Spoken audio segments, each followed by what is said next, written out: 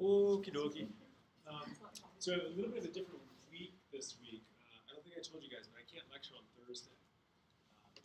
I have a university obligation, so I'll sort that out. We're actually doing well with the material. I thought I was going to have you guys watch one of the lectures from online, but we may just not have lecture and then we'll just kind of make it work. The bottom line is you don't have to come here on Thursday.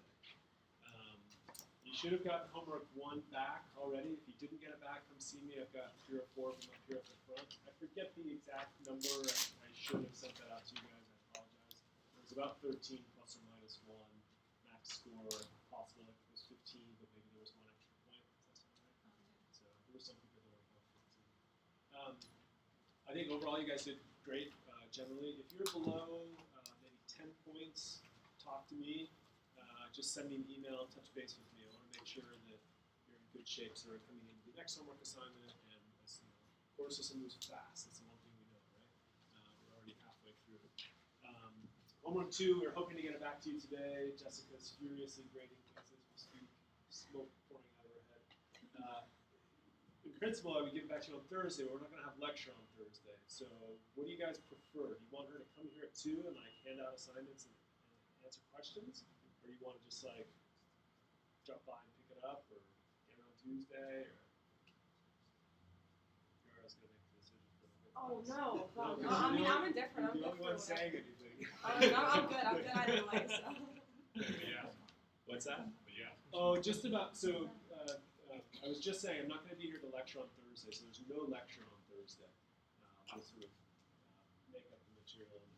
I might point you to one of the online lectures, but I don't think we'll have to do that. And then, okay, so bottom line, so homework 2, I'd like to get it back to you, and I'm just asking if you want to wait a week to get it back, or you're like dying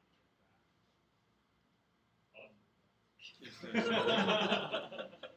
Okay, so Jessica is going to be pretty available, and they should be graded, I think, even by this afternoon. So I would just connect with her directly. Does everyone know how to contact Jessica? It would have been like the 3rd slide of the first lecture was the contact information. So reach out to her, and she can sort of make it available. We'll figure out a way to sort of do that. If nothing else, we get it back on Tuesday. I could, right now, if she agreed to it, she could just come Thursday at 2. You guys would just come here at 2, get your homeworks, ask her questions, and then that would be it. Should we do that? You want to come here Thursday at 2? No. You'd rather just eat lunch and go there. Okay, fine. So just reach out to her if you want to get it early, and otherwise I'll bring the class on Tuesday. So homework 3 is posted already, so you can. I'm sure most of you downloaded it last night in advance in anticipation of it being posted, and so you can get underway with that as soon as you like. Today we'll sort of wrap up, not entirely, but mostly wrap up talking about spatial localization. And then it's not too far from now, it's like maybe 2 weeks from now that we actually have our first lab, and we'll have to break into groups for that. I'll sort of figure out the details of how we're going to pull that off. But in principle, if there's a group that you want to work with, we've got 18 people, so yeah, so groups of 3. So if you want to form a group of 3 and send it to me, that's great, because then you can just work with your friends. It's only during the lab that you really work together, the lab assignments done independently. But if you form a group of 3 and email it to me, then I'll get back to you about the rest of the groups, and we'll just make it happen. Okay? So with that, we'll get started. We're going to sort of get further into spatial localization. As usual, we didn't get all the way through everything last time. But we had some learning objectives again, so we didn't get through all the learning objectives, but we'll talk about the first 4 here. So what were the 3 steps required for spatial localization? What's the first thing? Followed by... We didn't talk about it too much, but we did talk about it. Phase encoding followed by... Tim's got it. Okay, so those are the 3 principal steps. We're going to talk more today about sort of what those steps are, like how we actually do phase encoding and frequency encoding, mostly by looking at the mathematics of it. We'll talk more kind of more specific examples in the next lecture. So you should understand sort of the importance, I guess, or be able to explain the role of RF and gradients during slice selection. The most important thing is that you need both, right? And it's really the only time that we use the RF system and the gradient simultaneously. We're trying to excite the spin system specifically for a slice. we looked through a couple different examples. We did several weeks ago, and then we did again in the last lecture, how to define the B effective for different combinations of B fields, right? And we have lots of different B fields that we talked about. So when we start working with the equation of motion, and we have to figure out what's our B effective, we have to worry about B0. We sometimes have to worry about the gradients, and we sometimes have to worry about the B1 field, which are combinations of those things. And when we were done at the end of lecture, towards the end of lecture, we were able to identify the complexity of the block equations when we have force precession in the presence of a gradient field. We ended up with this coupled system of equations. And we'll look at that again today, because one of the first things we're going to get into is the so-called small tip angle approximation. We didn't get to this stuff yet, so we'll get to that basically first thing. Again, a set of learning objectives for getting through this lecture. The first three are really just borrowed from the previous lecture because we didn't get to them, and then some other topics that we'll touch on as we get towards the end. Okay, so this is what we were really focusing on with spatial encoding, right? How do we actually get spatial information out of the subject, object, whatever it is that we're imaging? We talked a fair bit about slice selection. We'll finish that up, and then we'll talk about phase encoding, and we'll talk about frequency encoding. And at least to begin with, just appreciate the idea that if you've excited a slice, you want to somehow encode 2 dimensions of information, x and y, to get pixel information out of that slice. But the way that we go about doing that is through a combination of phase encoding and frequency encoding. So those are the 2 things that we actually measure, and then we're 1 Fourier transform away from being able to get our image back. So we talked a fair bit about slice selective excitation, and we said there's a few things that we can control during this process. One of them was the B1 envelope function. We're going to talk more about envelope functions today, but an envelope function can have different shapes. And we've been talking a lot about sort of sink-like shapes, sort of just box functions, turn the RF on, turn the RF off. But more usefully, we frequently use sink-like functions, and you'll appreciate that. Hopefully later, in about half an hour, you'll appreciate that there's a Fourier transform relationship between the B1 envelope function and the slice profile that we excite. So who knows offhand what the Fourier transform of a sink function is? It's a rect function, right? And we would like to excite rect functions. We would like to have uniform excitation through our slice thickness, right? That's the ideal, in general, that's the ideal circumstances. Not always the case, because we don't have perfect sync functions. Our sync functions are truncated, right? We want them to be finite duration, and so they're short millisecond, 2 milliseconds in duration, whereas we would really need an infinitely long sync function to perfectly excite a rect slice profile. We'll see where that comes from a little bit later. But nevertheless, we can control our B1 envelope function, and that will principally govern our slice profile. And we can change things like the carrier frequency, we can change the gradient amplitude. We saw some examples we'll look again today, but what kinds of things change when we change the gradient amplitude during the application of an RF pulse? If we have we can have like a stronger gradient, for example, right? So if we keep our RF pulse parameters constant but have a steeper gradient, what happens? Say it louder. I think we have a narrow slice. You'd have a narrower slice, right? And so we'll talk about what's called the excitation bandwidth, so the frequency content of this envelope function. It's typically on the order of 1,000 hertz or a couple thousand hertz.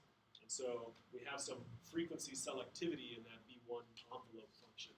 So we're selecting a range of frequencies, and by applying a weak gradient, that range of frequencies might cover sort of head to toe. And as we have a stronger and stronger and stronger and stronger and stronger and stronger gradient, we have those frequencies constrained to a thinner slice. So in principle, we need somewhat strong gradients matched with our B1 envelope function if we want to excite thin slices. Okay, so we've actually touched on this already, but what would you consider the ideal slice profile to be? What's that, Lee?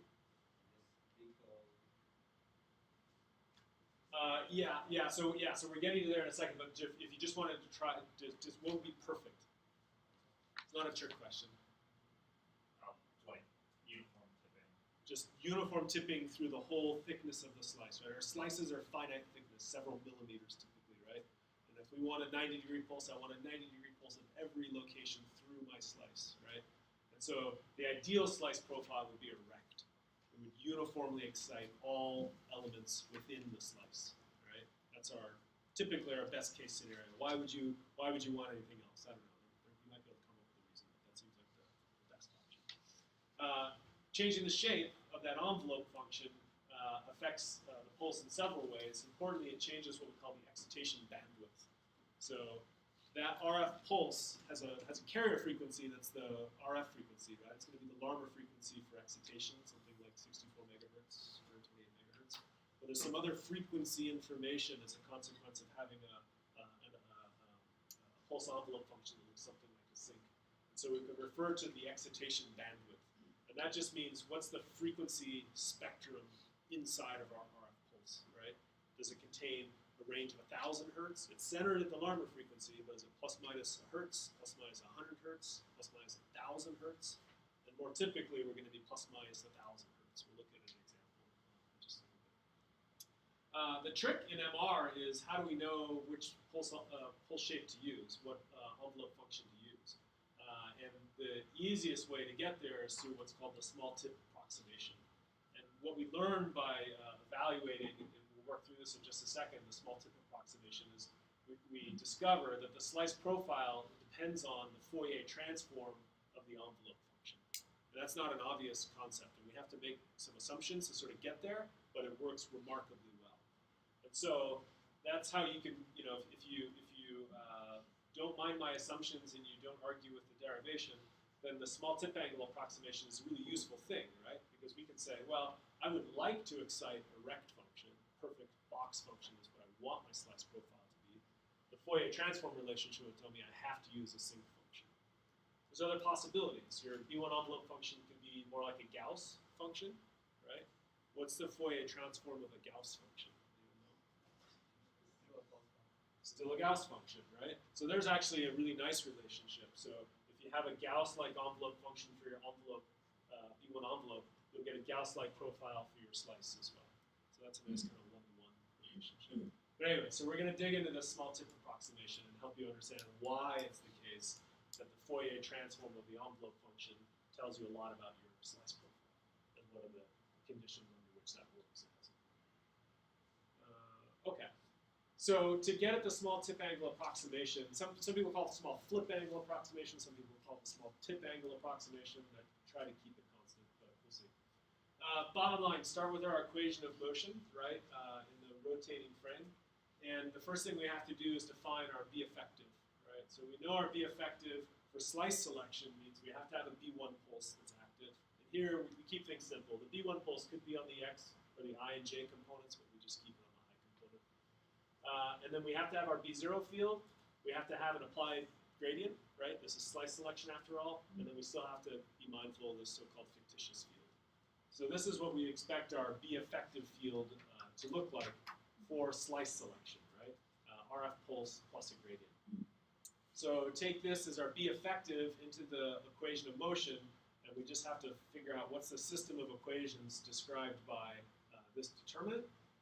And we can make one simple substitution, which just says that gamma B1 is some omega 1.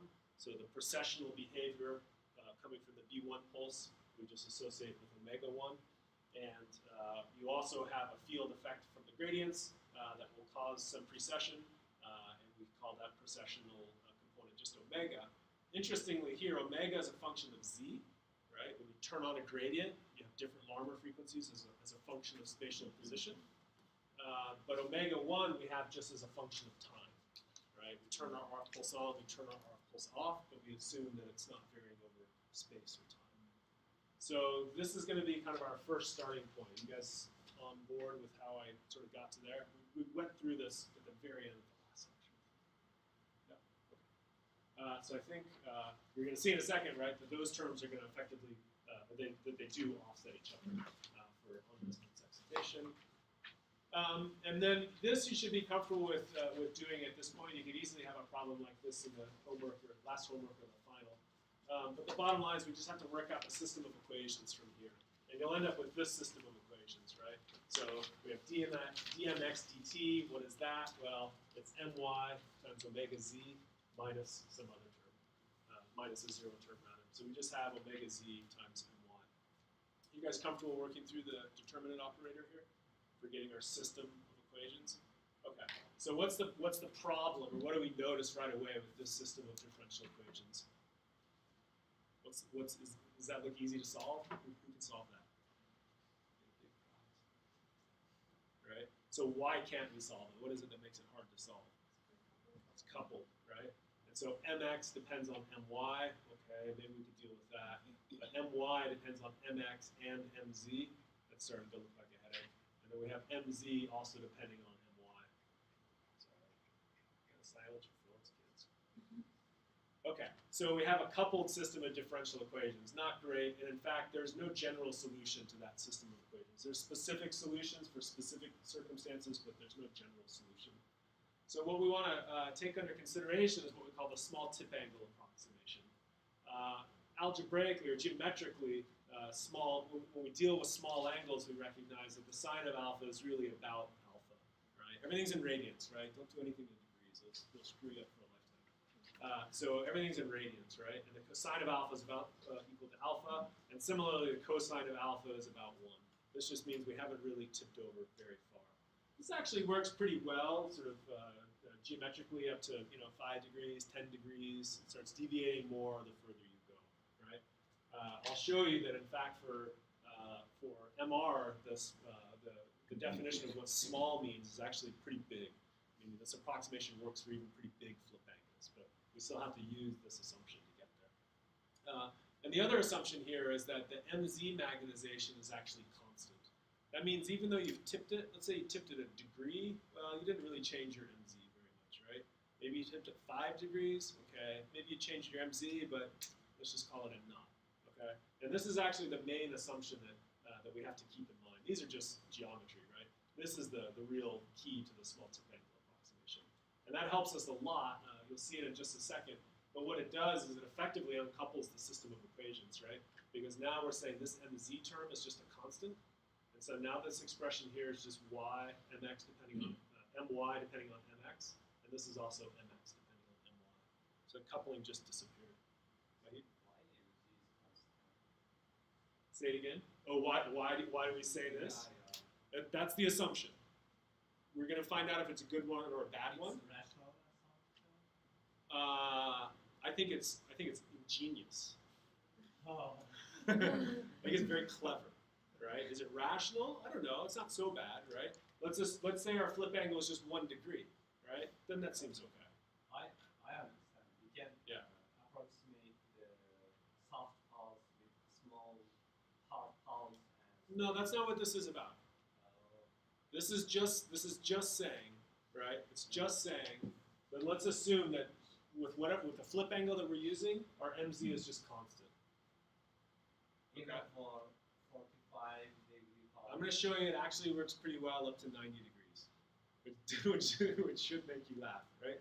Because that's not a small flip angle, and these things don't even hold any longer, right?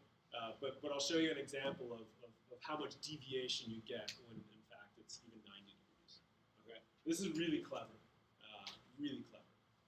And again, importantly, what it does is it means that this term here just goes to a constant, right? And so now these equations are much easier to solve. The top two are coupled. That's fine. We can deal with it. And the bottom one, you'll see in just a second, ends up being able to have to deal with either. Because we're gonna say if MZ is a constant, then its time rate of change must be 0. Right? Yeah. So why these equations are difficult to solve? I don't think it's different from the original equation we solved before, right? It's not relaxation doing the mutation and Previous equations had only 2 equations. Yeah. This is 3-way coupled, right? So it's mx depends on my depends on x and z depends on y. If you can solve it, you will get a giant prize, right? For a general solution, right? So he's going to try. I love it. Do it. Okay, so to the board, right?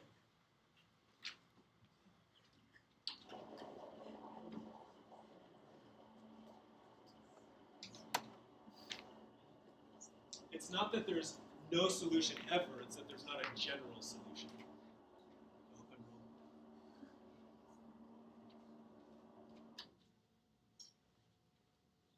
Okay, so I'm going to write 1 or 2 things that you guys have in your notes, but that'll just let me point to things. I'll start, I think I'll need to do, yeah, I'll just write the differential equations themselves. So we said that dmx dt is equal to omega as a function of z times my. And we had d my dt, and that's equal to minus omega z times mx plus omega 1 of t times mz. And then we have d z dt, and that's equal to minus omega 1 times my. And again, those were coupled, looked complicated to solve, but we had some assumptions that are going to help us out here in just a second, right? So the first assumption that we had, I said this already, was that our mz term here, that's just equal to m naught, right? So now we just have a constant term there, or at least we don't have an mz dependence there. And the second thing that we said was that this term is basically equal to 0, because we said that our what did we say? We said mz as a function of time was just equal to m naught. And so that gives us, this will give us shortly a simpler system of equations, because that coupling, in part because that coupling is disappeared there. If we set this to 0, one of the omega 1 and the my should be 0. What's that? If we set this equal to 0, one of the omega 1 or Yeah, my and so, should be 0, but no, it's no, not that. Yeah, right. This is the assumption, right? So it's not, you can debate the sort of the logic of the assumption, but the assumption right now is just that your mz doesn't actually change. Now, what you're pointing out is that, well, but hang on, you still have some, you must have some mxy and mx and my, and I'm asserting that we do, okay? What we don't have is a change in mz, okay? But we still somehow magically, right, can generate some transverse magnetization. So when we solve this equation, we don't consider the third equation. Well, right, because now these are coupled only as x depending on y and y depending on x, right? And the mz dependence is effectively gone. This should be like mz of t, but it's just a constant. So we still need the omega 1. We just don't need the mz specifically dependent. Okay. Okay. So I had the assumptions for this multi-angle approximation written up there already. So what it comes down to is that with those assumptions in place, then here we just have a coupled system of ODEs. And there's different ways of writing out our solution. We've seen very similar things before. We have an inhomogeneous set of coupled first-order differential equations. And so a solution, and I'll show you how we get there in just a second, for, say, just the transverse magnetization, I'm going to explicitly write it as the mxy magnetization and show you how we get there in a second.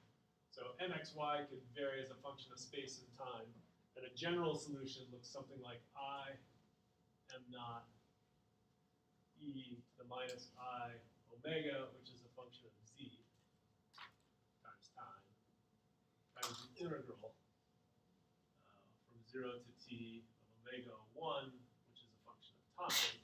That was actually I need a dummy variable. Is the integral an exponent? No, the integral is just a constant term out in front here. We'll talk about that in just a second too. That's just a constant term. So the integral is not exponentiated. So omega 1 depends on time. Dummy variable is tau times e to the minus I omega depending on z times tau d tau. So this is just a general solution.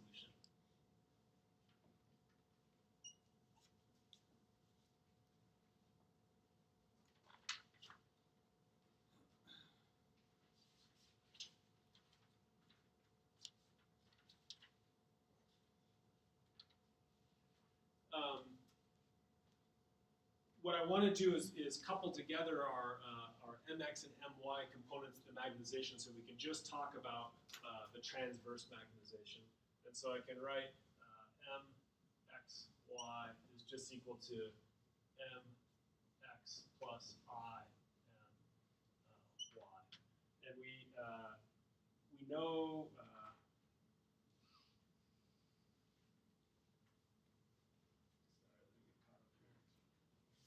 All right. So what I want to define then is just dmxy dt. So dmx, what's the time rate of change of the transverse magnetization? We have to know we have to add together the real and imaginary components of the magnetization. And so for that component there, or for that time rate of change component, I can write omega z times my plus I to the minus omega z times mx plus omega 1 of t times mz. So where does that come from? That just comes from adding together this term here is basically this, right? Equation 1 and say equation 2. So this part here is just equation 1. And then this part here is I times, in this case, dmx dmy. So I times this part here, which is, everything here is just equation 2. Is that okay? We can collect some terms, make things a little bit neater. And we have minus I times omega z times mxy plus I times omega 1 of t times mz. But we said a second ago that this term here is really just m naught, because that's the small flip angle or small tip angle approximation, right? So now we have a simpler equation to try to solve, right? Which is sort of in agreement, if you will, or we can get the solution from the general solution that I wrote before. So the time rate of change of mxy just depends on some mxy term plus some constant term. So it's inhomogeneous first order differential equation. That's, again, a general solution to that expression. And then the other component we'd have to think about solving is what happens to our dmz dt, but it's just equal to 0. And so we don't have anything particularly interesting happening with that particular component. So this was just adding together the two equations that we had in complex form, and then we can write out a solution to that based on the expression that we now have for the time rate of change equation.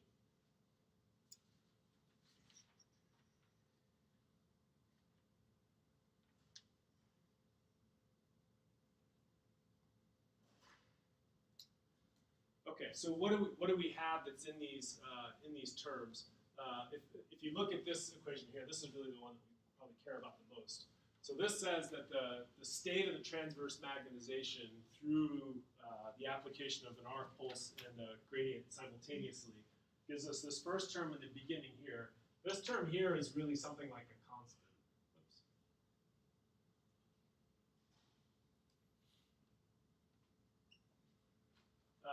We have I constant, m naught is a constant, e to the I omega z. It's changing as a function of z, but it's not changing as a function of time. And I guess there's still the time. Is there a time component there? There must be. Yeah. So there's still the time component there. And then we have the integral of your omega 1 term and then exponentiated with your minus I to the omega z term. So that's the general solution. We can look at a more specific problem if we want to. So for example, let's take a specific RF pulse now. Meaning if we knew what our omega 1 of tau is, right? Omega 1 of tau is governed by our B1 envelope function. So this term here, that's related to your B1 envelope function. And in fact, you'll see that this transform, or this integral expression here is the Fourier transform of the B1 envelope function, right? It's something, and then multiplied by this complex exponential, which looks just like a Fourier transform. So that's the connection, if you will, when you allow for this assumption here, when you allow for mz to be constant for all time, the solution to the differential equation you have is this here, and what that ends up looking like is something sort of like a constant multiplied by the Fourier transform of the B1 envelope function. Okay, so this business here, that's a Fourier transform.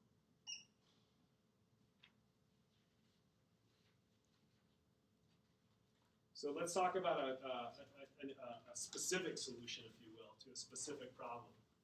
So we can take, for example, an RF pulse, and most of our RF pulses will take to be symmetric, something like this.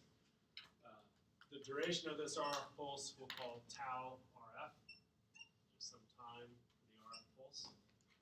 And then on this axis here, I'm showing my B1 amplitude, and I can shorten this up on this axis here. This is just my time axis. The middle here is time t equals to 0, so mathematically it's easier to think of RF pulses centered at time t equals 0. And so we'll assume three things about our RF pulses that mathematically will make life a little bit easier. The first thing is that we'll choose to work with symmetric RF pulses.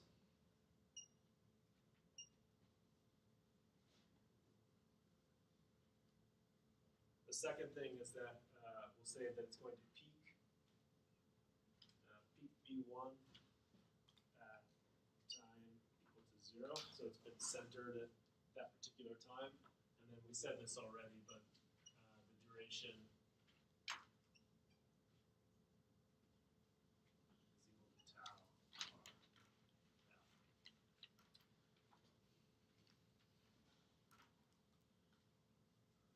So let's go back to the solution that we have for this, the general solution that we have for the transverse magnetization, and think about it for a specific case. I'm going to go ahead and use a dummy variable that says tau prime. Just lets me recenter the pulse is equal to tau minus tau RF by 2. So just a substitution variable. And then I'm going to, we'll see how the Fourier transform arises here in a second, but we'll take the general solution that we had, which is just mxy, which can be a function of this case, z and time. I still have my constant terms in front, so it still looks like I times m naught e to the minus I omega z times tau RF by 2. And so what we want to understand is what's the state of our magnetization at the end of our RF pulse, right? So the end of our RF pulse, because we recentered it here, the end of the RF pulse is actually happening at tau RF over 2, right? So this specific time right here is tau RF by 2. This specific time right there is minus tau RF by 2. Okay, so I said a second ago that this term here is a constant. At the end of an RF pulse, we have some constant phase term in the beginning. Okay, what do I mean by constant? Well, at the end of the RF pulse, it's fixed. It does have a z dependence. Okay, what does that mean? That means for a given slice, set some things down. We saw this in the movies that I showed you last time. I might pull it up again, but for a given slice thickness, this leading term here says that the phase of the transverse magnetization will have different phases depending on where it is in the slice, as a z dependence, right? So there's a total phase dispersion through the slice, right? What does it depend on? It depends on omega z. Omega z was related to, it was gamma times gz times, it should just be gamma times gz, right? The whole thing is z. Depends on z position, right? So there's a frequency that comes from the applied field gradient. And that leads to a phase dispersion through the slice. At the end of the RF pulse, there's a phase dispersion through the slice, or phase twist through the slice. We're going to see how we can actually deal with that. What's bad about having a phase dispersion through your slice? Yeah, so all that phase is inside the slice, and inside every individual pixel, you also have that same phase twist, right?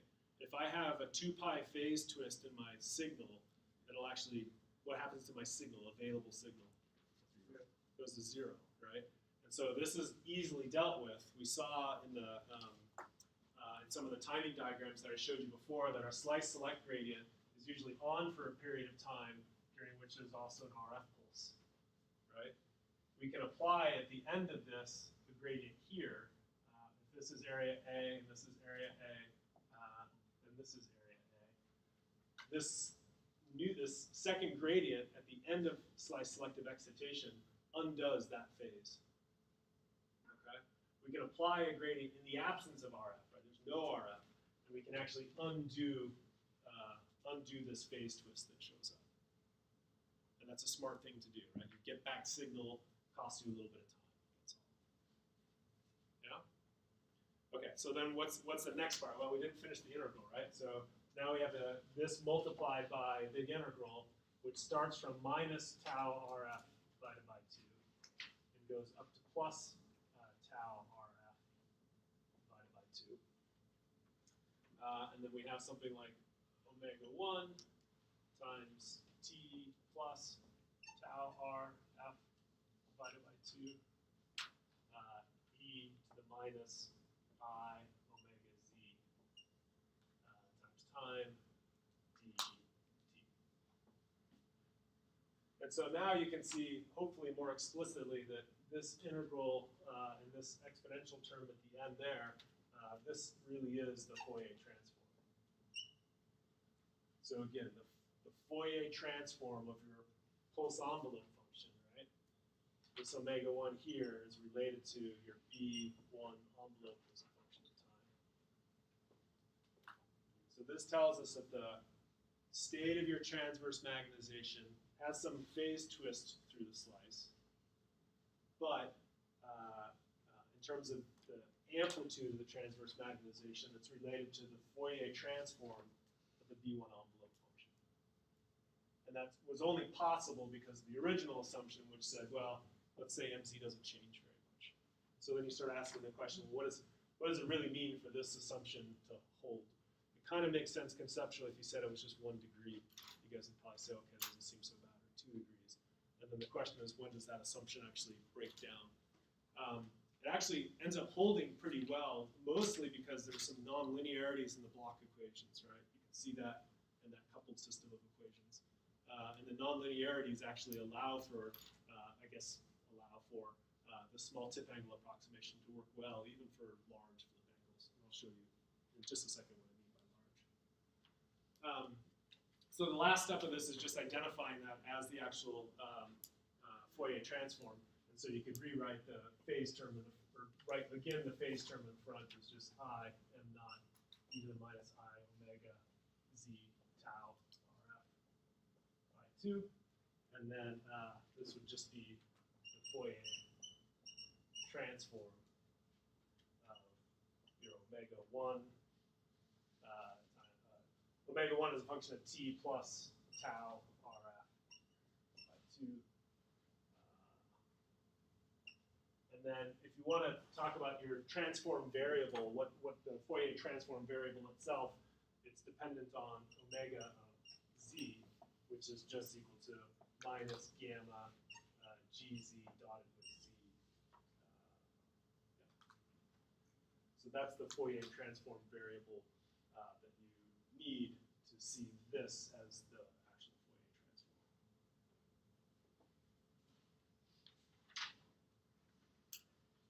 So that's the small tip angle approximation. I've said it 2 or 3 times, but the question is how well does it actually work? And for that, I'll pull up a couple of examples. Questions about sort of how we got where we got?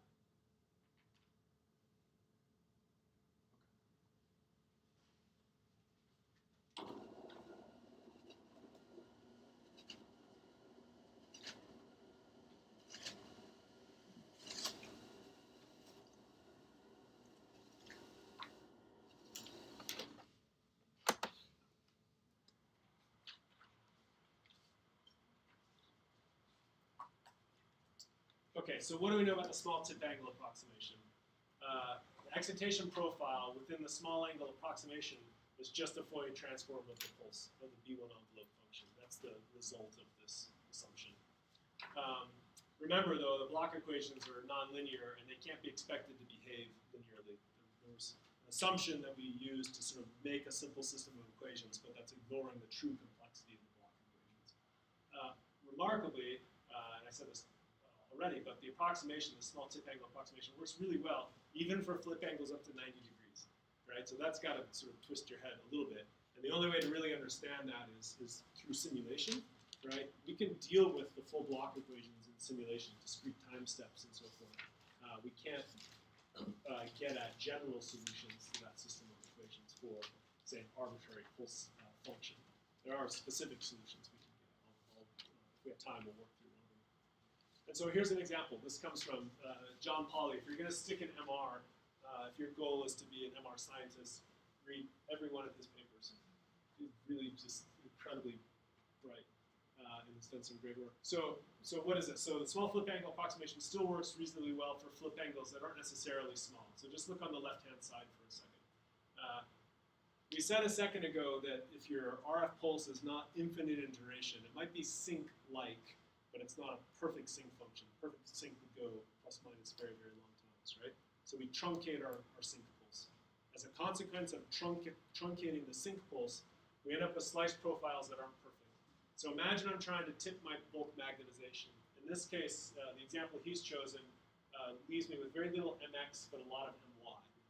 Okay, so I start with mz, and if that's my, then I'm tipping my magnetization down along the y direction, or to have a component in the y direction, right? And I'm not ending up with anything on my x direction.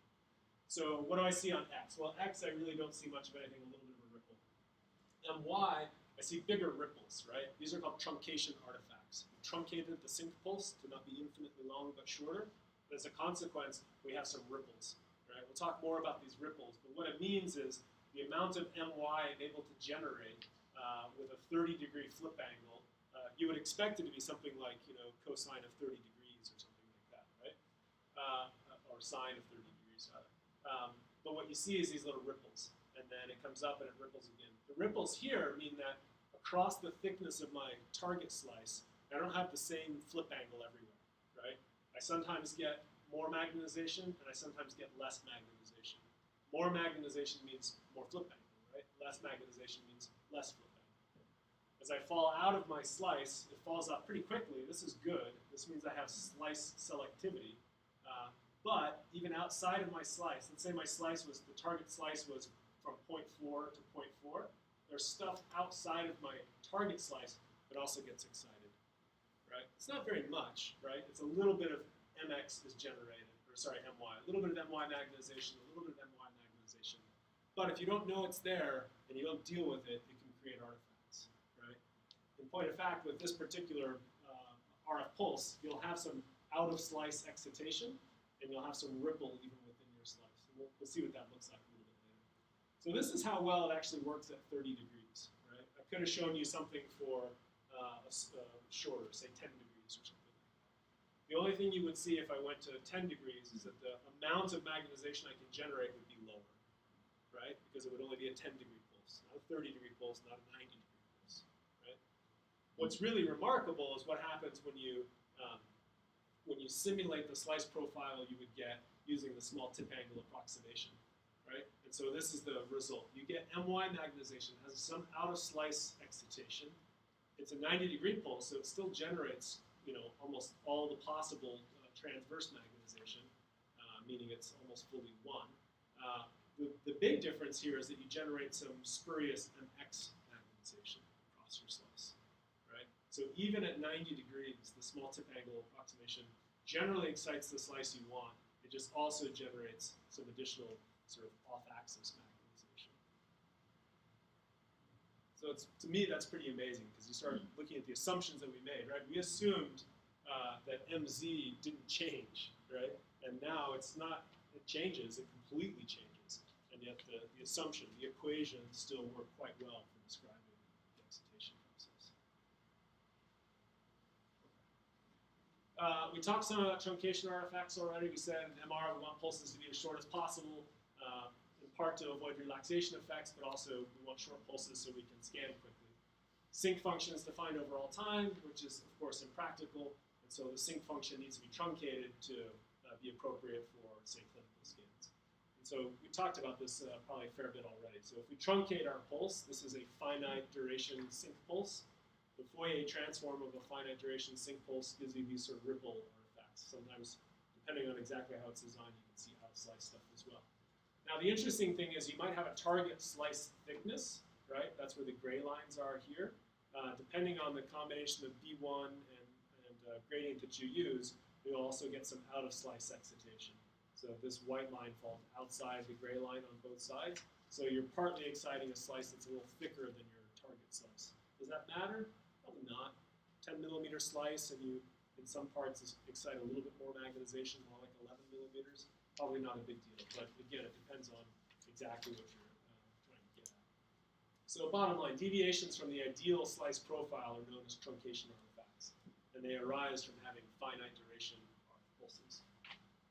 There's ways to reduce those truncation artifacts. You can, for example, use a Gaussian function. This came up earlier in the discussion. The Fourier transform of a Gaussian function is a Gaussian function. And so you tend to have smoother slice profiles. And these can still be pretty quick pulses. So you'll reduce those side lobes, but the slice profile itself won't be as flat, right? We were originally saying we wanted a sync box function, right? The sync B1 pulse will do that for us. So if we use a Gaussian function, then we're going to get a Gaussian profile, right? So it's going to have sort of non-uniform excitation across the slice. How much does that matter? Depends on exactly what you care about. Truncation artifacts are a big deal, or if uniform excitation is a big deal. There's several ways to sort of describe RF pulses. We've talked about like the carrier frequency. We've talked about the excitation bandwidth. The time bandwidth product is another way of characterizing the RF pulse, and it's just the product of how long what's the pulse duration and what's the pulse bandwidth, right? So in general, if you have a really a long pulse and a really high bandwidth, that's obviously going to take a very long time, but it could give you good slice selectivity. The product is going to be unitless, and it turns out it's equal to the number of zero crossings. So when we think of these sync pulses, right, as having zero crossings, the time bandwidth product is equal to 1 zero crossing, 2 zero crossings. Oh, sorry, you have to count both. So 2, 4, 6, 8, 12 zero crossings. If you have a lot of zero crossings, you basically have a longer or more detailed RF pulse, so you'll have fewer truncation artifacts. But that's typically going to be a long pulse, so again, those trade-offs might not work to your advantage. So let's think about a concrete example. Oftentimes we'll describe RF pulses as having a specific time bandwidth product. So maybe we have a time bandwidth product 4 pulse, right? So what does that look like?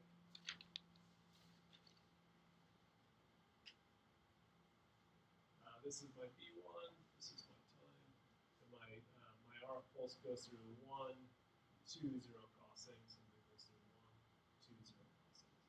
So that's a time bandwidth product 4 RF pulse. If I kept going with lobes, I could add another zero crossing, or 2 more, 4 more, 6 more, 8 more.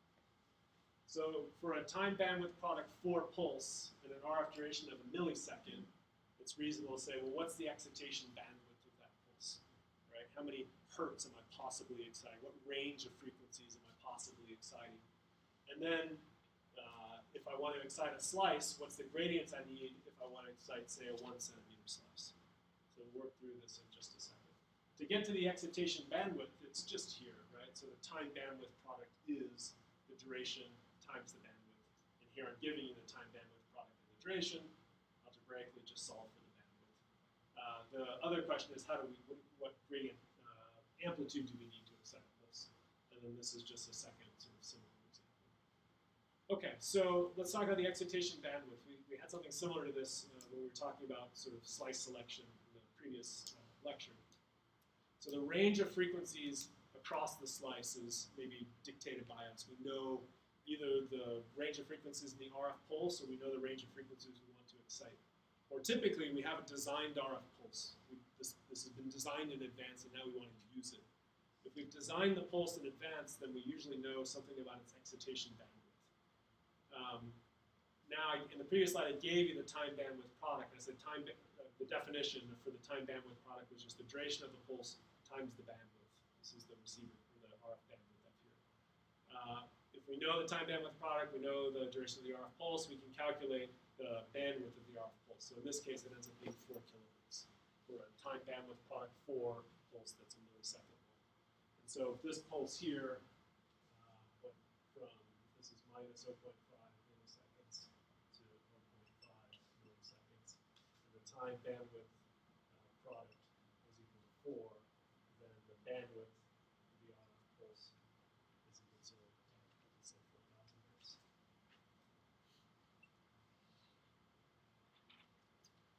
So that's how we would, this is how we would know or be able to calculate what's the excitation bandwidth of the RF pulse itself. Now we want to use that in a way to excite a specific slice thickness. So the specific gradient that we need to apply, given a range of frequencies that we'll be exciting, right? We're going to be exciting a range, that RF pulse will excite a bandwidth of 4 kilohertz. Gamma is just a constant, and then we have a specific or given target slice thickness. And so if our slice thickness is 10 millimeters, and we're careful to keep track of our units, then we need to apply a gradient of about 0.94 Gauss per centimeters to actually excite a slice that's a centimeter or 10 millimeters thick. And so in combination with this gradient waveform, we just have to turn on G, say, along the Z direction, and the amplitude of this is 0.94 Gauss. So you know quite a bit now, actually, about how to sort of design RF pulses and how to pick the gradients that we need to apply simultaneously. We talked before about how you would pick your center frequency. That's related to being able to move your slice, say, up and down through the subject, right? We talked about the bandwidth of the RF pulse. We talked about how there's a relationship between the Fourier transform of the envelope function and the slice profile. And then lastly, we talked about how you would pick the gradient such that you would know what gradient strength to apply if you knew what thickness you wanted to excite. Okay, so that's, as is usually the case, that wraps up the first lecture, or the last lecture. And now I've got 2 hours of material to cover in an hour, right? No problem. Why don't we take a few-minute break? If there's questions, of course, that's great. I'll probably roll up the board because I'm going to work through one example just to kind of clean up, and then we'll just get going again in 5 minutes.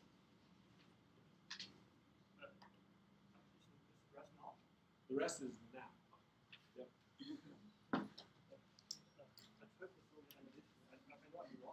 I don't know why. Okay. Let me go ahead and write some things down. I don't know. We'll see how far we get.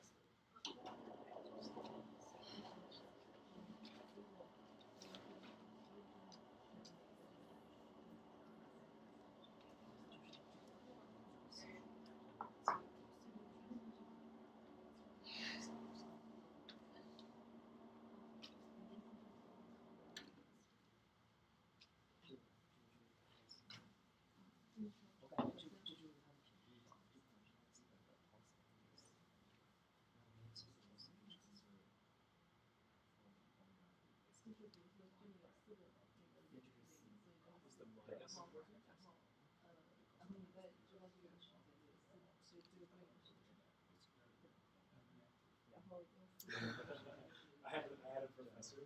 This is great. I had a professor once, and he would write things.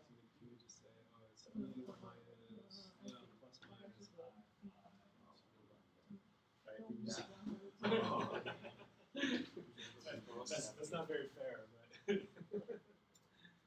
So sorry. Where's your question? Well, where? Sorry. What are you specific?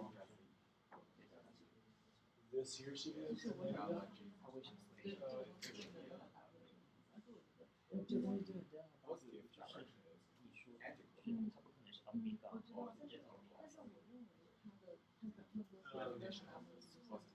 Yeah, so we should have that omega 你不是 from 说 the 它这个里 gradient 面 is equal to 给的时候，它绝对不是按欧米伽给的。 gamma 它 times 的 g 那个，对，它不是欧米伽，它的那个 Fourier transform 是这样的，对，但是因为它不 This 是 is 小的 definitely a 分， minus. 对，它就 And 这 this 样， means that we have 对，但是那个 bandwidth 是这个里面 yeah, exactly. somehow 折了一下，然后是不是比如说哎，那我觉得难道不是这个？ So does that change something here? Sorry. 你这不是有什么欧米伽派的？对， Oh, what I 我 wrote 觉得 here. 应该是就是类似 That 这 should 个 be 里面应该是minus. 啊， Is that what you 就 mean? 是 That's 对， fine. 就是写到 I think I was just saying this with negative 2, but you're right. It's equivalent. 我觉得它应该有个基本定律，拿一个 minus 来定义。 Oh, so you're wondering if this is No. Yeah. She forgot about I it? Well, I don't went know. and I asked don't her know. today. I was Yeah. like, 还有一个 Pretty sure that's Thursday and yeah. Friday. It's very What did she say? She's like, I don't remember. Yeah, what is it? And I was like, oh, I don't remember either. She's like, tell me. I'm like, no, I seriously don't remember. I was like, ask me. Sign doesn't matter. Well, it doesn't matter too much except you want to. I'm positive about this one. Yeah, Right? she's giving But me this, some but again, this because doesn't really matter. If this gave me a negative phase, this would be a positive phase. and then, So this would be a positive phase. This would be- but I thought it was like, In fact, you can do the same next week, excitation just like this. Right? It's the same thing. You get the same result for a system. 但是你当时就是设置了， No, 你是理想情况， John, let me can I clean up this real quick and then. yeah, 就你自己想不到。那你现在按理来说是写到出来是一个的行业，对 No, 吧？ no, 所以它肯定是一个对应的不同的。哦，就是对，我觉得哦，你是说它只要不同的会，我觉得你写多少跟你的跟上没有关系。然后要跟 bandwidth，然后结合 it's like the only time that it's built. So it needs to go. 是你别人一样的呀。人呢，我有一个一般现在哦就是 Phase 哦， Encoding 你就是说那个无限最开始那个 No, I have to say for sure. But I'm trying to work on it for a few 然后 hours. 就整 对 个 对 I 对 want to work on it like afternoon. Precession and gradient. I mean, like, we can work on it morning, but I was since I went 那就整个 sync 对对 function 对， shape 整个 big 但是我 function，觉得你这个 when we started tonight. 这个东西它可以变到这里来。没有，我觉得然后你这个来授 and 权 ask 它 my 是 questions 很长的。 and then like work on it. 没有，我觉得你 Changes 这个 function C. Yeah, but the 啊，你那啊， Okay. 哦，不要 tomorrow。 No, the concept slip Yeah. actually. 请问主要 Well, you're trying to solve it. You're trying to solve it generally. What? Okay. That way, I don't feel pressure to start anyway. 我先理一遍，它是抽到这边，然后有这个字是这个， I probably 就 won't 这个 remember. 等于这个。 project the 对 anyway，反正我接受了这个。 Well, this is helpful. This is So we helpful. can leave. But you haven't kept track of how it changes the You function. can just work on Yeah, it. but Yeah. you assume this is solving Or you can specific because function. Because the only thing changes it's this weekend you're going to theta bed. is a function of omega. 因为它是从里面 Because like omega 1, omega 1 是 omega 1是就是only the When's your Precession 我认为它的 cosine 是 really? thing I didn't do. I wish I our have to try. I have to try to the answer. So then it would be another lecture. 我认为它 Plug There's this just in. like so much information. Like, yeah. 啊， I started. 就是因为我的理解是，我觉得 face 变了， So I don't know if that's this is right. Like this is right, this is true. 就是因为它从里面 I literally. 啊，你认为啊，猜疑是啊，猜疑是在中间吗？ For the real Literally, I don't want to bring. I mean, Yeah, because this is actually. I think there's a Yeah, I was gonna right? go The places, B1 pulse is ineffective further and further on. That was the B but effective. It's just you have less and less B1 for every B it's effective. by Persian, it's around Persian New Year's. So it needs to be like a Z dependence. yes, but you still can. So you omega 1 is a function of zero. Yes. After this The week, linear equation just omega 1 like is not a function of zero. Well, we're not going to solve it in 4 minutes, but plug that into the system and see So how we many can tests you have, right? So it's really sad how Oh. I only have one return. Like, I'm not studying my ass off. Yeah, yeah. Well, I'll So, study my so ass off. the number one to, would be the need if you over 2 You're can gonna get masters. You know, like I'm gonna kill you. No, like originally, you don't have The to first thing would be to talk to Patrick was trying to create a assignment. So he, and assumes you intersect it. Let's see what we got. I'm pretty reasonable about my creative, meaning that people do differently on the first assignment. Looks better for so many things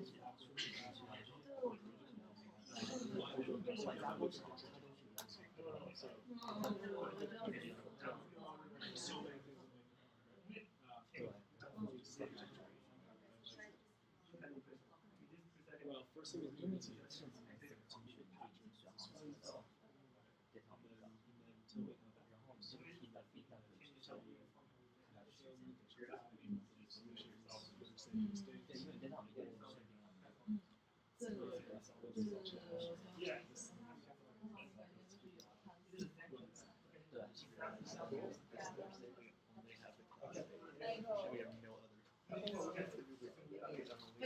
I can hand these out really quickly too. There's a few more assignments. Jingwen, yeah?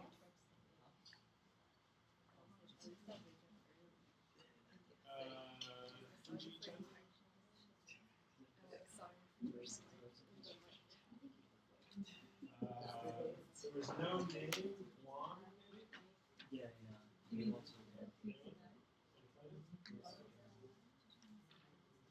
Is there a G-U-A-N? Oh, 然后 How about Ying? Sorry, Ying Chen.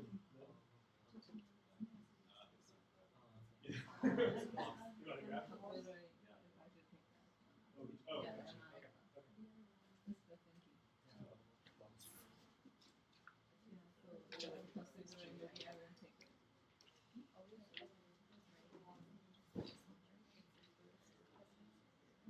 Oh, okay. Oh, I like forget. Yeah.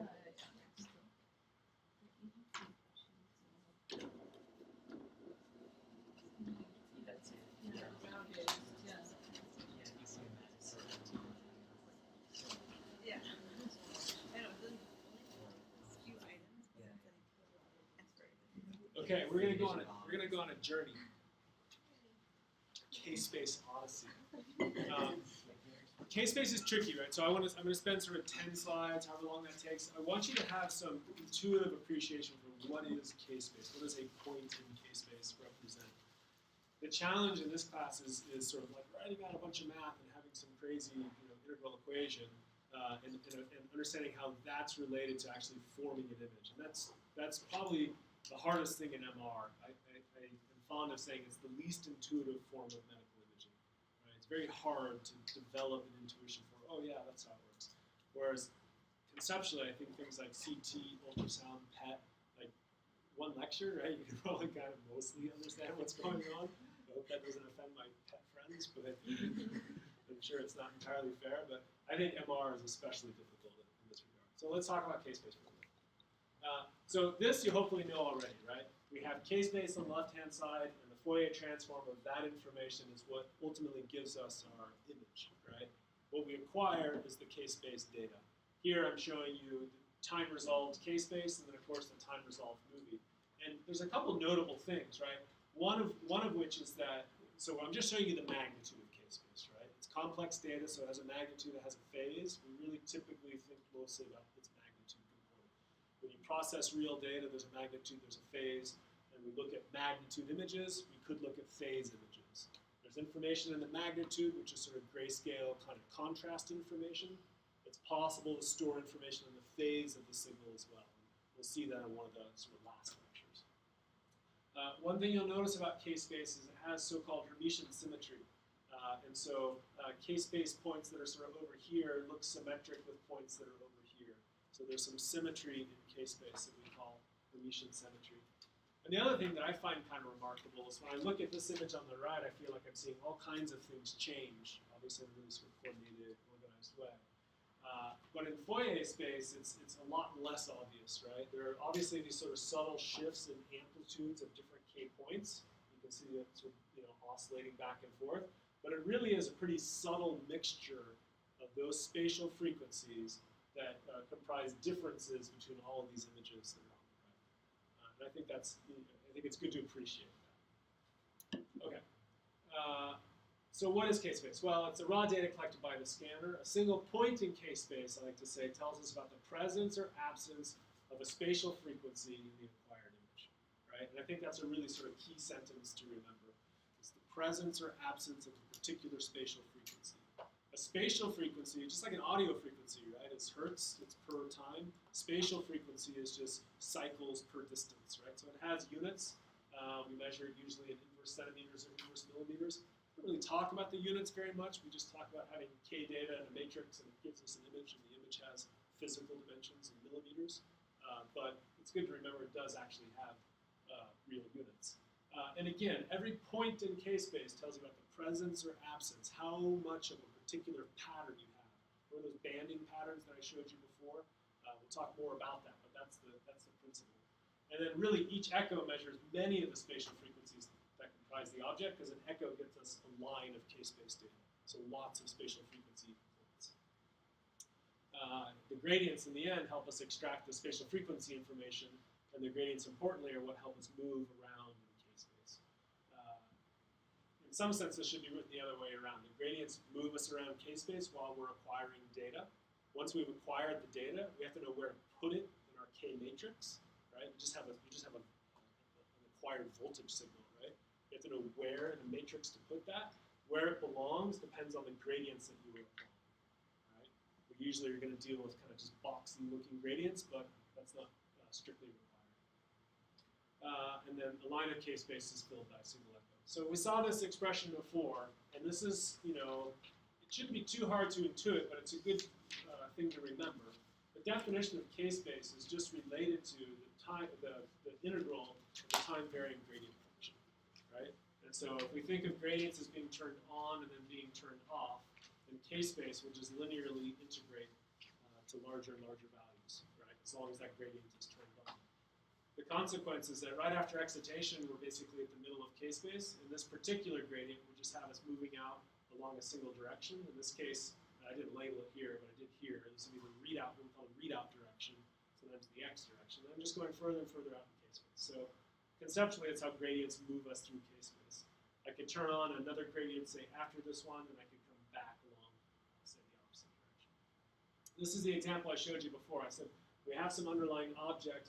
We've dealt with inversion pulses, gradient echoes, saturation pulses. We know how to encode contrast information in the transverse magnetization. The imaging experiment just says, take that contrast information, multiply it by a specific spatial frequency. What spatial frequency? Well, it depends on my k vector. What's my k vector? That depends on my gradient history. There's an integral relationship between k-space and gradients. So the imaging experiment applies gradients such that this pattern is applied to the underlying object, right? Every point in space, right, as a function of space here, will be multiplied by, overall by this pattern. So this pattern here matches my field of view. I'm multiplying my object by this pattern. And then I integrate it. I'm just detecting all of the available magnetization in my coil, right? It doesn't tell me what pixel it's coming from. I just know it's coming from the slice. What kind of information am I getting from my slice? The prepared magnetization multiplied by this spatial frequency pattern. And that tells me about how much of that pattern is present or absent in the object that I have. If my object was identically something that looked like this, would I have a big voltage or a small voltage? If it was identically the same pattern. Big, right? The product of two very similar things is that thing squared.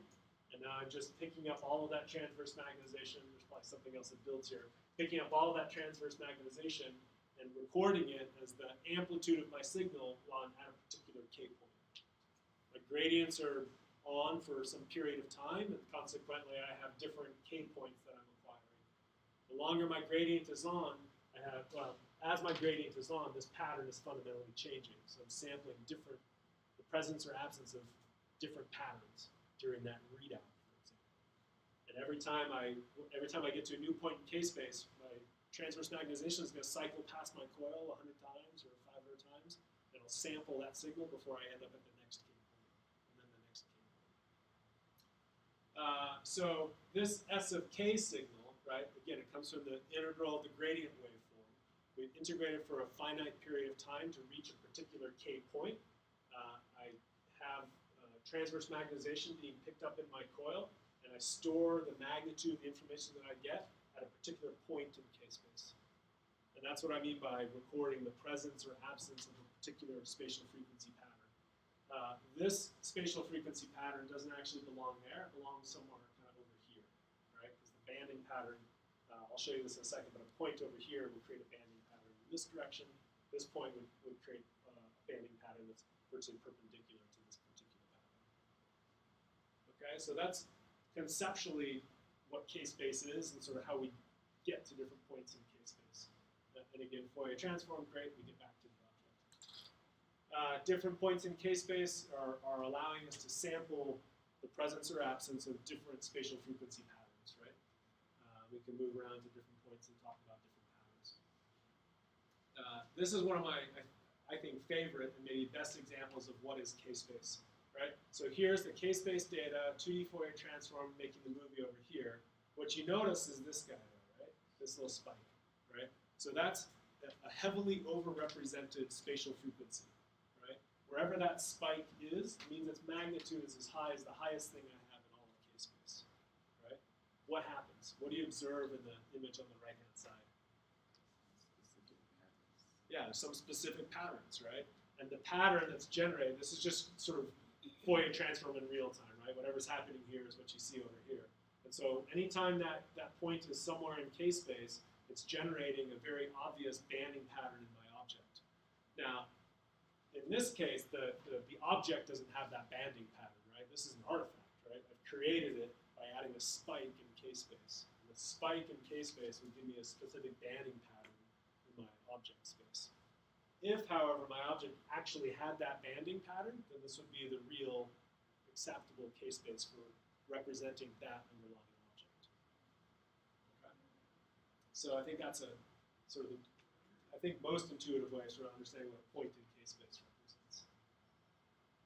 Okay, so there's different kinds of information stored in different parts of K-space. We can take just the center of K-space and do a reconstruction. We don't have that many points in K-space. We need a lot of points in general to have higher resolution images. So there's two things you notice about just having taken the middle of K-space here and doing the Fourier transform. I have a blurry image, right? It's not very good spatial resolution, it's blurry. But remarkably, it has still pretty good contrast. You can still see contrast between different intensities, different intensity structures, right? So we usually say that the middle of K-space tells us a lot about contrast. The edges of K-space, the opposite part of K-space, does something else. It tells us, the edges of K-space tell us about the edges in our objects, right? Edges have to be represented by high spatial frequency information.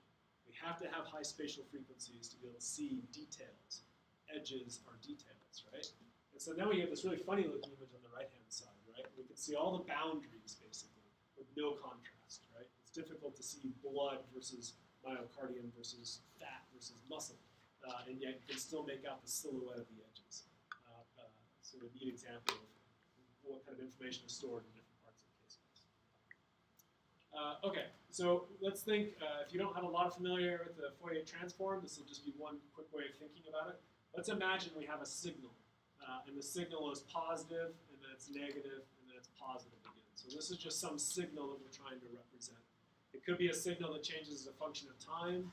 In this class, we don't care about that too much. I'm thinking of like audio signals. But what we really care about is signals that vary over space. Because signals that vary over space produce images for us, right? Images are signals that vary from pixel to pixel. So it turns out any signal, any image can be decomposed into a sum of sine waves as long as we sines and cosine waves of appropriate amplitude. This is just meant to give you some insight, if you don't have it already, about the Fourier transform. So we could guess at one particular spatial frequency here. This is a low spatial frequency. And that particular amplitude for that particular frequency, that's a reasonably good match to the underlying signal. That's maybe the best I can do. I can add another spatial frequency. So now I add a higher spatial frequency, but at a lower amplitude. And the sum of my green and red curves gives me this white dashed curve. And so just with two spatial frequencies, do an okay job of matching the signal that I care about. The point is I can keep adding spatial frequencies, right? So in this case, I've added 4 spatial frequencies, all of different amplitudes, and now my estimate here, this white dashed line, is an even closer match to my underlying object, the thing I'm trying to image, for example. And so we can appreciate that adding up sine waves of appropriate amplitudes helps us represent the underlying object. So how does that relate to k-space? Well, if you take the Fourier transform of this white dashed line, or individually of the colored lines, we'll see that for that low frequency, we have a relatively high amplitude. And for more intermediate frequencies, we have lower amplitudes. And for high frequencies, we have the lowest amplitude. So the amplitude here just corresponds to how big or small the actual oscillations are. And the frequency of the oscillations just corresponds to being low on the left or high on the right. So this is what we call a stick plot of the Fourier transform. It just tells us about the amplitudes of the individual frequencies, right? When I keep showing you k-space, k-space, we don't do stick plots, right? We do these amplitude plots, these two-dimensional amplitude plots. And so we assign high amplitude things to be really bright. This is the color map that seems most popular right now. And lower amplitude things end up being kind of dark red or even black. So that's the mapping that you should have in mind. And so then when we go and look at k-space data like this, we interpret it to mean that the amplitudes in the middle of the k-space are high, right? They're bright. And as we get out towards the edges of k-space, they're much lower. On top of all that is, of course, noise. And so things don't look perfectly smooth. They look a little speckled. Fine. Bottom line, take the Fourier transform of that data and recover some underlying object that you were trying to image. There's some interesting consequences. This is one we saw already. If I don't acquire as many lines of k-space, I leave some lines out, so to speak. I don't get these top lines. I don't get these bottom lines. The result is that my object looks blurrier. Right? Should make sense. I didn't get out to the edges of k-space. I didn't get as much edge information. Right? What's the advantage of, say, acquiring this k-space data versus that k-space data? There's at least two. Faster, right? I didn't take the time to do the phase encoding for these steps. So faster, yes. It's also lower resolution. That means my pixels are actually bigger, maybe than I want them to be.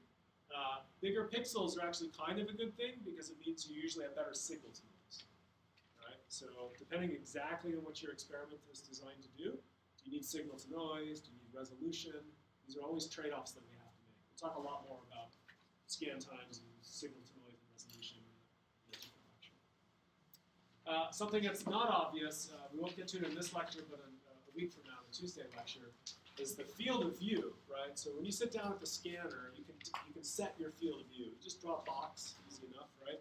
And you're saying, inside of this field of view is where I want to do my imaging experiment. What actually governs the field of view is 1 over delta K. Okay? That's a sampling theorem thing that we're going to get to, like I said, in a week. But it's a good expression to remember, difficult, I think, to sort of have an intuition for. But the bottom line is, how much whatever my step size is in k-space, that's related to my field of view, right? So let's do a little thought experiment. This is the k-space data that I have, and if I do the Fourier transform of this data, then I recover this object over here, right? It's probably in your slides already. What happens if I take out, what happens to my delta k if I take out all of the dashed lines? I don't acquire them. Delta k goes up or down? Goes up, right? So the distance, right, in k-space between lines has gone up when I take out my dashed lines. So delta k goes up, what happens to my field of view? Field of view goes down, right? So let's take out those lines of k-space. I end up having a smaller field of view. I just told you that's what's going to happen, even if you can't quite have an intuition for it yet. In an MR, we have an interesting possibility. When we reduce our field of view to be smaller than our object, we can have an aliasing artifact. And that's what you see here. You actually see at the very top here, this is the bottom of the phantom, right? The bottom of the phantom, these big dark circles, has aliased from the bottom where it's physically located and aliased on top of our image. And similarly, the top of the phantom here is aliased onto the bottom of the object. So we have to be really careful about this in MR imaging. We have to pick our field of view to match our object, specifically in the phase encode direction. There's a reason this isn't an artifact in what we call the readout direction. This is specifically a phase encode artifact. And we always choose our our phase field of view, the field of view in the phase direction, to encompass the entire object. One more detail that'll make sense to those of you with like a digital signal processing background. In the readout direction, we always satisfy Nyquist criteria by oversampling significantly. So we're always oversampled in the left-right direction, or the echo dimension, and we can consequently change the field of view in the readout direction somewhat arbitrarily. It can be smaller than the object without aliasing. We'll touch on that later, but I wanted to clarify that for those that have worked with signal processing. Okay, so this is a sequence that we've seen several times, and I've made this comment several times. This is the slice selection that is happening here, and then we have phase encoding, and we have the so-called readout gradient, which helps form the echo and also does the frequency encoding. And stepping through this phase encoding, right, in this case showing 5 different phase encode steps, allows me to move through different parts of K-space. So if I use the red gradients in combination for phase encoding and the blue gradient for frequency encoding, the red gradient is going to bring me out along this direction in combination with this guy, and then the readout gradient is going to bring me across. Maybe it's more easy to think about the blue gradients, and the two dashed blue gradients are going to bring me down to this corner, and then I'm going to rip across K-space in this direction with just this gradient. And that'll form an echo that is simultaneously frequency encoded. So every echo fills a line in K-space. What might not be obvious is how would we acquire enough K-space to actually make movies like this. So I want to touch on that because time-resolved movies are very valuable for looking at dynamic processes. We do that in the heart all the time, but increasingly it's done for other applications as well. So I've told you before that MR is slow, right? It takes many milliseconds to get a single echo. And so if I need 100 lines through my K-space data, it might take me 500 milliseconds to get all the imaging information I need for a single image, right?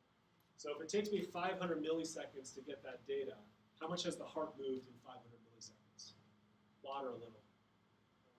A lot, right? It's periodic, right? That's an assumption in just a second that it just contracts and does the same thing every time, right? But it has a period of about a second, right? So in 500 milliseconds, it's contracted. And so if I just try to acquire an image for 500 milliseconds, I would just have a blurred picture of this heart, right? So there was a clever trick that takes advantage of the fact that the heart's motion is periodic, right? So how does that work? How would that give you? So let's imagine you have the EKG being monitored, right? The EKG leads on the subject, and now I can synchronize the MR system to your heart rate, right? When I detect your QRS complex and your heart begins its electrical activity, I can instruct the scanner to do something, begin an imaging experiment. So the process looks something like this. Your ECG is detected, your QRS wave rather is detected. That triggers the scanner to acquire some K-space data. And I'm going to acquire what we call a segment of data, right? And a segment of data is just a collection of K-space lines. Not one line and not all of the lines, right? It's 8 lines, 16 lines. And so in this segment here, this represents going through my gradient echo sequence and going through maybe 8 or 16 phase encode steps. Those are spread out, 50 milliseconds or something like that. So there's some motion during that 50 milliseconds, but it's not too bad. 50 milliseconds later, I just repeat the same process. And I can do that through the whole heartbeat, right? Every time I get that data, it's the same K-space data, just acquired consecutively, but as a consequence of underlying cardiac motion, I'm getting different images or parts of different images. And so the K-space data I acquire, I just slot it into the block where it belongs. These are the only lines I acquired, I just shove them in the K-space there. I did the same thing in the 2nd, 3rd, 4th, 5th, 6th, 7th segment of the cardiac cycle, but it was always getting the same K-space data. My phase encode gradients were always the same. The only thing changing was the underlying cardiac motion.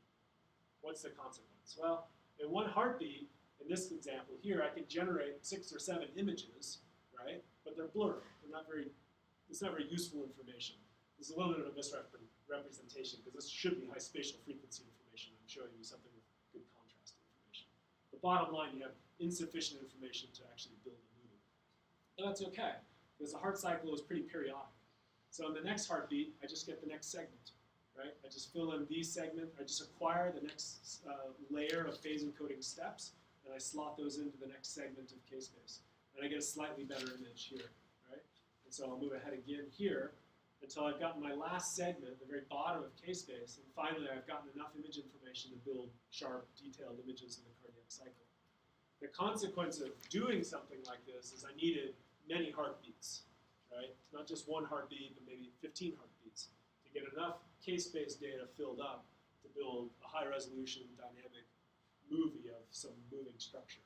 And so while you've seen them a few times now, we have these movies of the beating heart. These movies are actually some kind of funny average of 15 heartbeats, right? 1 heartbeat, 2 heartbeats, 3 heartbeats, 4 heartbeats, 5 heartbeats in this case. So there's some kind of weird average of all of those heartbeats combined together. But the advantage is that you can get really nice dynamic information. So I wanted you to appreciate some of the tricks that we can play to synchronize the MR machine to physiology, and then how we might use that to govern what kind of data and how we would acquire the data. Questions about that? Please. So you cannot do a real-time. You can, and that's a big field right now. Is all-out imaging speed, right? But there are some trade-offs in doing so. And so I think the best real-time systems right now can acquire images, in the neighborhood of like 20, maybe 25 frames per second. So not bad, right? That's close to like movie frame rates, right? But compare that to ultrasound, which is 200 frames a second, right? Things like this. So there's a pretty big gap there. As you move to real-time approaches, they typically don't have as good a spatial resolution, and they can be noisy.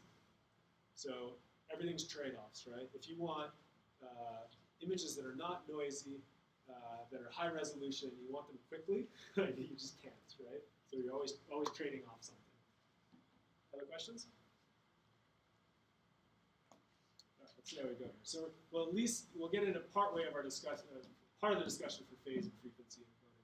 So this is where we are, right? We went through slice selection. We want to talk about phase encoding and frequency encoding. So what is phase encoding? Well, at minimum, phase encoding consists of a phase encoding gradient, and that magnitude changes with each cycle, with each repetition, right? We're going to play gradient waveforms that look pretty much identical, except for the phase encoding gradient.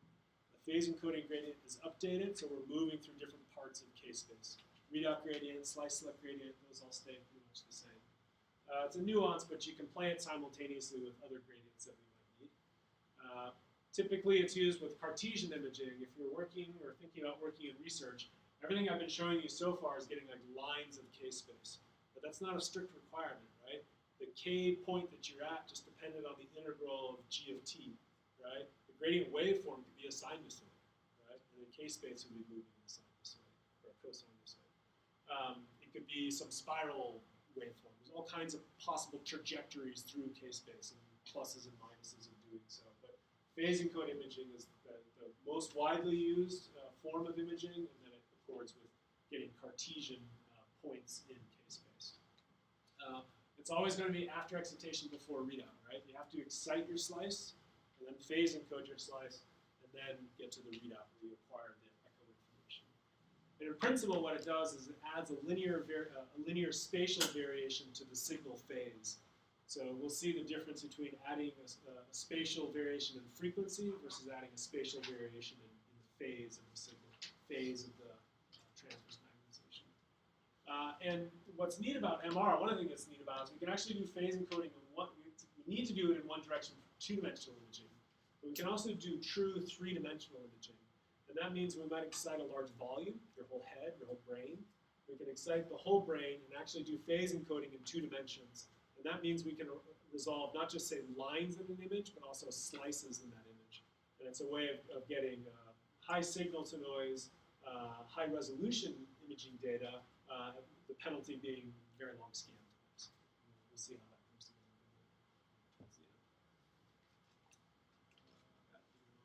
Okay, touching just back on frequency encoding. So frequency encoding, of course, we have a frequency encoding gradient. It's also going to be constant magnitude for Cartesian imaging. It could be some other waveform for spiral imaging, Z imaging, there's radial imaging, there's all kinds of possibilities. But importantly, during frequency encoding, there's no simultaneous B1 or other gradients. The only thing you do is read out. Some gradients is turned on, and your receiver system is open and sampling the signal, and then going through that whole phase-sensitive longitude detection business. we can have a readout prephasing gradient. The readout prephasing gradient prepares the spin phase, so you get the peak echo amplitude right at the middle of the readout gradient, right at the echo time. You can also think about it as moving you through k-space, right? That prephaser gradient would move us out, say, in the negative direction, before the readout gradient would bring us back across k-space. And right in the middle of this gradient is where we get our maximum phase coherence and the peak of our echo signal. All of our spins sort of coming back into phase agreement again. And similar to the phase encoding gradient, but here we're going to have a linear spatial variation to the frequency as a function of space. You've seen this a couple different times. This is just a slightly different example. So we have this basic relationship between where we are at a point in time in k-space and what's our underlying gradient waveform that's applied. So as time is evolving, we're moving through k-space, but integrating more and more and more of the gradient history, if you will, right? So let's look at this example. The first example is that we have a phase encoding gradient that's large and negative, and a frequency encoding gradient that's large and negative. We should be able to identify that that's going to move us out in the sort of negative direction. This is just an example of that same gradient waveform, sort of corresponding to the readout direction, and then similarly corresponding to the phase direction. And then plotted underneath is just where we are in k-space. It's just the integral of the gradient waveform. So we're moving further and further and further out in k-space.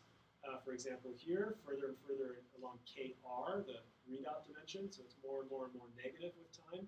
And the phase encode gradient does the same thing, more and more and more negative with time. When we go to the next step, when we add the actual readout gradient here, we can see that this is the gradient waveform we're talking about, right? The prephasing gradient and then the readout gradient. And the prephasing gradient is what brought us negative. And now the readout gradient brings us back across until we get to the middle of k-space, and then it continues out the other side. So our trajectory through k-space is from negative to positive for that particular gradient. The phase encoding gradient, on the other hand, was turned on for some period of time. We're integrating distance away in k-space, if you will. And as soon as we turn off the gradient, we're just still at that same k position. Right? We didn't rewind it. We didn't bring ourselves back to the 0 point. We just left it. At the very end of acquiring our data, we usually have a spoiler gradient, and that basically resets our magnetization. And so at that point, we effectively return back to the origin of the k-space. There are sequences where you'll use gradients to actually bring you back to the center of k-space. Those are usually called balanced sequences. Balanced SSFP is a common sequence for various applications. But I think it's good. You'll likely see a problem like this on a final exam, if not on the homework, where you're either given the gradient waveform and you have to draw, say, the k-space trajectory, or conversely, given the k-space trajectory, you have to draw the gradient waveform that goes with it. Okay? So I told you it might be on the final, but there's no surprises. So this is just a more elaborate example of the same, right?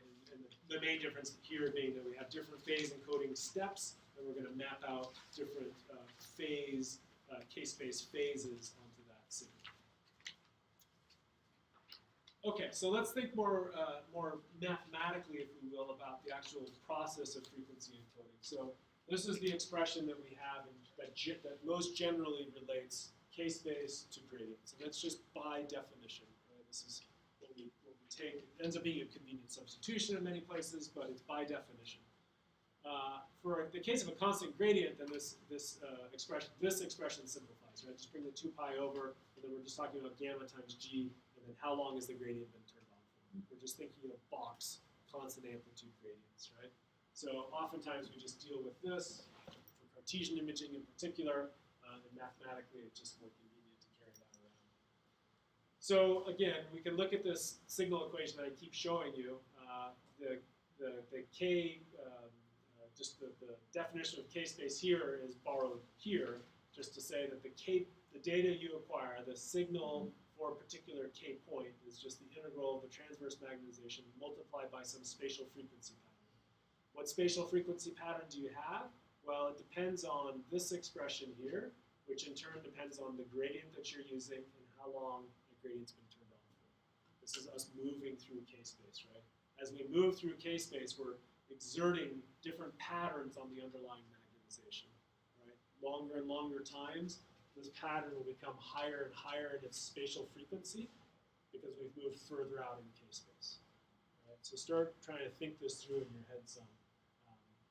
And you'll have an assignment, so I think it must be the current assignment, where you'll start working with some of these spatial frequency sampling functions. And you'll work with the discrete Fourier transform. So this is just by substitution of going from K-space back to understanding the gradients. So you can see that the spatial frequency pattern that's being applied at any particular point in time depends on the gradients and how long the gradient's been turned on for, what's the time. Again, all just for the simple case of a constant amplitude gradient. So we start off in the middle of the K-space, and at the very middle of K-space, then our time is 0, and so the spatial frequency sampling pattern that we would get from this is just EV0, and that's just a flat spatial frequency, right? There's no, this would just be sort of flat, right? And at that particular point in K-space, in the middle of K-space, when time is 0 and this function is 0, what you're doing is the coil itself is doing the integration, right? It's getting signal from everything, from the whole object, and you're multiplying every point in space by the same amplitude. You're just getting a measure of the total amount of magnetization, right? So the middle of K-space, the very, very middle of K-space, just tells you if you have a lot of transverse magnetization or not very much transverse magnetization. And you would expect the amount of transverse magnetization to go up or to go down depending on version pulses, echo times, TRs, all this kind of business. And then as we get out to more distant times for how long the gradient's been applied for, then you'll be getting more in different spatial frequency sampling patterns. So picture this. This is a system of spins, right? We're in the laboratory frame. Rotating frame. So in the rotating frame, we don't see the precessional frequency of 64 megahertz, right? So at this point in time, this is when I'm at the middle of K-space, for example, all of my spins have been excited, they've been tipped down, and in the rotating frame, I don't observe any behavior. In the laboratory frame, that same spin system is zipping around crazy fast, right? And in a microsecond, it's going to go 46 times around, 100 times around, and that's sufficient for me to measure and detect some signal, right? So that's the sort of first point in K-space. I haven't exerted any pattern, any spatial frequency pattern onto my magnetization, but we can, right? And so that's what happens here. So in this case here, I've applied a gradient in the left-right direction, right? By applying a gradient in the left-right direction for a finite amount of time, t, I'll have different amounts of phase at different points across my field of view, right? And at that point in time, this actually, you can see the twisting of the bulk magnetization, right, with the little called magnetospheres, right? That pattern is similar to one of these patterns, right? This pattern here just tells you about sort of how things are oriented. If I turn my gradient on for a little bit longer, or twice as long, or 3 times as long, I can get more cycles of phase into my magnetization. And so if we look across here, we go from red being up to red being up to red being up. So I have 2 cycles of phase across the left-right direction. And here I should end up with close to 3 cycles of phase across the magnetospheres. And so all I'm pointing out here is as time evolves, right, my gradient is turned on for different amounts of time t, 2t, 3t. I've just gone out to different points in K-space, and those gradients that are applied will be imparting this kind of phase or frequency modulation onto the spin system at the time that I'm sampling. Again, in the rotating frame, we sort of see it like this. In the laboratory frame, things are zipping around at a much higher frequency in addition to having these patterns. So what does it look like if we take it all together? This is sort of pulling it all together. So don't look at this right away, just look at what's happening on the left. On the right. So on the right is the frequency encoding gradient. It's the only thing I have turned on. I don't have any B1, I don't have GY, I don't have GZ. I'm going to have a frequency encoding, this is the pre-phasing gradient, and then a long readout gradient. So at the very, very beginning, everything's going to be lined up. We'll see it here in just a second. Everything's lined up, and as this gradient's applied, I'm getting phase everywhere. I'm undoing some of this phase, but at my echo time, everything comes back into alignment, right? And then as I proceed through the rest of my readout gradient, things fall out of alignment again, if you will. This is what's happening to the spin system in the rotating frame, right? You have to remember again, in the laboratory frame, things are also zipping around at 64 megahertz. And it's at 64 megahertz that means we can actually detect something, right, in our nearby coil. But this is what the readout gradient is doing to your spin system. And every time point here, right, the transverse magnetization is encoded in some magnitude of each of these little magnetospheres, right? This is every pixel, say, in your image. The phase is what's really being adjusted, and the frequency is what's being adjusted through the application of a gradient like this. Underneath all this is what the actual applied magnetic field is, right? So it can be a little bit confusing, but when we turn on gradients, we just talk about gradients as being constant amplitude. Well, the gradient is constant amplitude, but that means there's a range of magnetic fields across the object. And so this is just the gradient strength times distance. And you can see that I have a low magnetic field, just the B0 field in the middle, and then to a higher positive magnetic field. And so that's why the ends of these, this sort of spectrum, are precessing in different directions. There's a lot going on in that slide. Questions about sort of what's happening through the application of the frequency encoding gradient? So isochromatic do not exist in this picture, right? Oh no, they do. It's great actually. So this right here is an isochromatic. Okay. Right? So all of those spins have the same spin behavior. Yeah, but They have the same frequency behavior. After you do the phase encoding, you do not exist isochromatic, right? Well, Some diagonal. isochromat is spins of constant frequency, right? So you could have a bunch of spins with slightly different phases, but if they're the same frequency, we still call that an isochromat.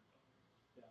But this is in principle, I mean, it's complicated, right? But this is the best picture I can come up with of showing you what happens to the spin system when you apply the frequency encoding gradient. And part of what you want to recognize is right now, they all come into phase again. And that gives me my large amplitude signal right in my echo time. All of my magnetization is pointing the same way, but at 64 megahertz and zipping past my coil, I get this large coherent signal.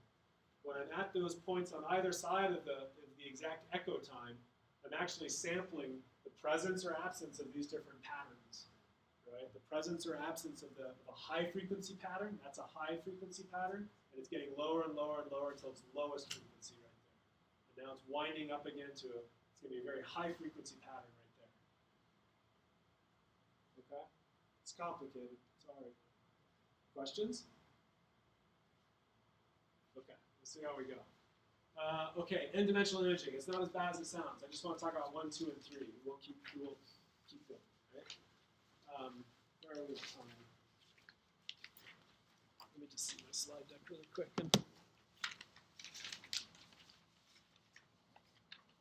Let's get through it, right? Okay, so this we've seen many times, right? The MR signal equation. That is the MR signal equation. Probably one of the most important expressions that we've drawn down to. This expression itself, we can write it, we've been writing it generally sort of integral of the object. We can write it more discretely to say, well, we're just going to integrate over x and y, because we've excited just a finite slice. So we make some substitutions to say, well, we don't care about sort of any spatial positions. We care about specific x and y spatial locations, and we're going to integrate according to that as well. But this is really just the discrete Fourier transform of the underlying transverse magnetization. So again, this is something we control. We can change or manipulate the state of the transverse magnetization. This expression now here looks a lot like the discrete 2D Fourier transform, multiplying that thing by a bunch of complex exponentials of discrete times, of discrete delta omegas. What is delta omega? Well, delta omega is some frequency offset. So where do we get frequency offsets from? We have to have, say, gamma times the magnetic field gradient times the position. But we can change the delta omega according to the delta omega that is at a particular spatial location depends on the applied gradients, and then of course depends on the positions that we're interested in. And so, and then we know that when we talk about constant amplitude gradients, we can make a substitution to describe the k-space variables and their relationship to the applied gradients. And so we end up with an expression that looks like this, which again is also, it's sort of just a derivative of the original MR signal equation, but we see more explicitly here the k-space dependence that we can have. And this again looks like a 2D discrete Fourier transform of the transverse magnetization. So it's really remarkable, and this is really what Lauterbur and sadly Mansfield passed away this week. I don't know if you guys know that, right? 2003 Nobel Prize winner for basically the invention of gradients, the applications of gradient fields for doing spatial localization. So conceptually, this idea here, obviously a crazy smart guy. But this expression here again tells us what is the amplitude S at a given k point, right? Where we are, what k point we're at depends on time because we're playing gradients, and how long the gradient is on gets us out to different points in k space. So the amplitude at a particular k point depends on the integral of the transverse magnetization as it's multiplied by this spatial frequency sampling pattern. These are these so-called banding patterns that I've been showing you all day long. And the presence or absence of these different banding patterns tells us about the amplitude at different k points and lets us build up the k matrix, and then subsequently we can get the imaging information that we want. Another way to think about this, we can think about a collection of spins in an applied gradient. So here I just need to represent one spatial dimension, the x dimension.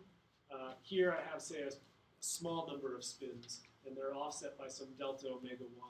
I can have more spins, right? 3 times as many spins in the middle and twice as many spins on the far right-hand side. If these are in the presence of a gradient, and in fact there's some decay as well, then the S of t that I would get from each isochromat would look something like this. On the left-hand side, it's a slightly lower frequency oscillation. It's in the lowest part of the field, maybe, but it still has some decay. And its amplitude is going to be smaller than the others because I have the smallest amount of spins in that location. If you want to, you can think of the number of arrows I'm showing here as being something like the spin density. I have low spin density, sort of high spin density, and intermediate spin density, or I have low, high, and intermediate amounts of transverse magnetization. The bottom line is the signal. We don't actually measure it this way, but if I could, the signal coming from a specific spatial location, right? This is the x-axis. The signal coming from that spatial location would look something like this. Relatively low in amplitude, oscillating in the rotating frame at a relatively low frequency. When I go to the neighboring spins here, I have 3 times as many, so the amplitude is higher. They're also maybe at a higher magnetic field, so they're going to oscillate more quickly, but still decay. And then I go over to my other example here, where it's going to be intermediate in amplitude, even higher in frequency because it's maybe further into the magnetic field gradient, and still decaying as a function of time. So this is what's happening in individual spatial locations, right? But my coil doesn't care about spatial locations. It just picks up signal from the whole excited slice, right? So my coil, listening to those excited spins, would receive a signal that looks like this. Now, it's not the voltage signal, right? But it's the complex valued signal after we go through the phase-sensitive quantum tree detection business. So my actual signal looks more complicated. It's just really the sum behavior of these 3 spin families, right? So this is the only signal I can measure. This is the signal emanating from my underlying object. If I take the Fourier transform of that signal, I'll end up with something like this. This is like that stick plot I showed you before. So for a low spatial frequency, I'll have a low amplitude because this was low amplitude stuff. And the intermediate frequencies, I'll have a higher amplitude, and then intermediate amplitude for the far right-hand stuff. And so this helps you appreciate or understand that there's this connection between the frequencies of these spins, right, and their actual spatial locations. Right? There's a one-to-one mapping that the gradients generate that allow for the frequency of the spin system to be associated with its spatial position. But we don't get spins from a single spatial location. We get spins from the entire excited slice. So that's conceptually maybe hard. Conceptually, you can sort of picture you're getting signal from the entire excited slice. Across the slice, there's many and several precessional frequencies because of the application of the gradient. We get this sort of complicated-looking signal, but the Fourier transform tells us about the spatial location of the underlying spins. So this is a temporal Fourier transform, right? Yep. Yeah, but if there is this isochromat, you cannot distinguish the signal from the... Exactly. And that's a huge problem, right? And so if I have, you could have, isochromat, family of spins with the same behavior. I can't distinguish isochromats here, right? So if I have spins over here and spins over here at the same precessional frequency, I can't uniquely locate them spatially. Why might that happen? Well, for some reason, the field here and the field here is the same. Why might that happen? Susceptibility differences, off-resonance differences, fat versus water differences. There's lots of reasons. But our only ability to distinguish spins is based on frequency. And if they have the same frequency, you can't tell them apart. Someone have a question? Okay. So I think we're close to sort of wrapping up. Then we just can carry this out to the two-dimensional example. And I probably won't talk you all the way through this. I think you can identify the terms at this point. But the amplitude for a particular K point depends on the transverse magnetization and the spatial frequency sampling pattern that you're trying to get at that point in time. Every S of K that we measure has to end up in some matrix, right? We have to put it into this array after all. And putting it into that array fills up K space, and the Fourier transform of that array gives us the underlying image object. Well, the underlying image of the object. We'll talk later about the possibility that while you think you acquired, say, you might think you acquired these K points, there's a problem with your gradients, they're not perfect, and the K points you acquired were maybe these K points. Okay? So there's what you wanted to acquire, how you told the system to perform, and how it actually performed. And that you saw that already a little bit with gradient nonlinearities. That'll create many and several different kinds of artifacts. So we'll talk about that probably in a future lecture. I think that wraps us up. It sort of extends out to 3 dimensions. The only trick here is to say, well, our gradients can be applied in 3 dimensions, and so my delta omega could be the sum of any of these applied gradients, and then we're just extending this out to be complete for kx, ky, and z. And then this is what the sequence would actually look like, and the only difference here is that you have 2 phase encoding opportunities. You can phase encode, in this case, along the slice direction, the slice select direction, and you're also phase encoding inside of the slice, if you will. The problem, or a problem with 3D imaging is you might have 100 phase encode steps. Let's say you have 100 phase encode steps within your slice. 100 lines doesn't seem so crazy. But maybe you want to get 16 slices, right? So 16 slices, you have to get every combination of phase encode steps, right? So 16 times 100, you have 1,600 echoes that you have to acquire. And if 1,600 echoes and they're 10 milliseconds an echo, all of a sudden your 3D imaging time can blow up. It can be 10 minutes or 45 minutes or 2.5 hours, right? So 3D imaging is powerful in that you can encode in the slice direction. Usually we call a slab when it gets thick enough. So we can encode my whole head. Phase encoding in the slice direction, phase encoding in another direction, and then frequency encoding in the third direction. The downside is the total amount of time it takes to get all of those steps can be very prohibitive. But you're getting signal from the whole head. The coil nearby is picking up signal from the whole head. And so you get a lot of signal into your receiver. And so it has a signal-to-noise advantage.